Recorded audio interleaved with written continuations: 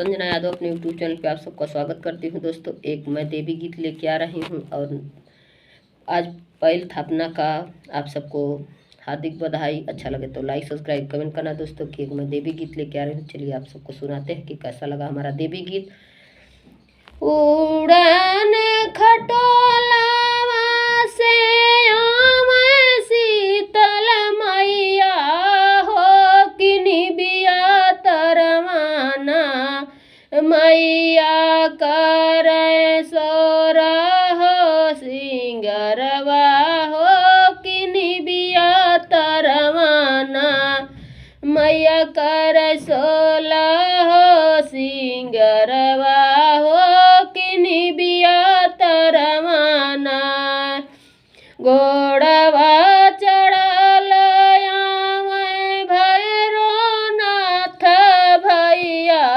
ओ कि कहाँ जालू ना कई के सोरह सिंगरवा बहिनी कहाँ जालू ना घोड़वा चढ़ल आवे भैरवनाथ भैया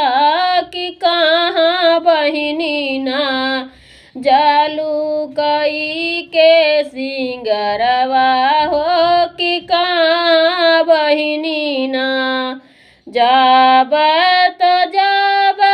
उही माली फूल बरिया हो कि ले अइबैना हो कि ले अइबैना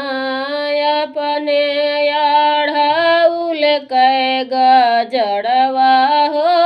कि ले अइबैना जाब तो जाब उही कोहर के घरवा हो कि ले अइबैना अपन कलश दियनवा हो कि ले अइबैना अपन कलश दियनवा हो कि ले अइबैना जाब तो जाब उही कहाँ जाब तो जाब उही बाजा जावा दुकनिया हो कि ले अइबैना अपन चटकी चुनरिया हो कि ले अइबैना अपन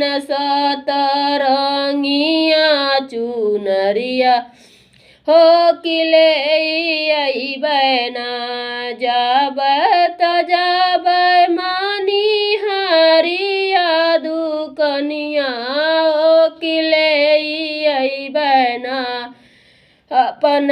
चटक से नूरवा हो कि ले अइबैना उड़न खटोलावा से आवे सात बहिनी हो कि निबिया तरवाना करे सोलह हो सिंगरवा हो कि निबिया तरवाना घोड़वा चढ़ल आवे भैरवनाथ भैया हो कि कहाँ बहिनी ना जालू कई के सिंगरवा हो कि कहाँ बहिनी ना जाब तो जाब उही सोनार दुकनिया हो कि ले अइबैना भैया गले कहरवा हो कि ले अइबैना भैया गले कहरवा हो कि ले अइबैना।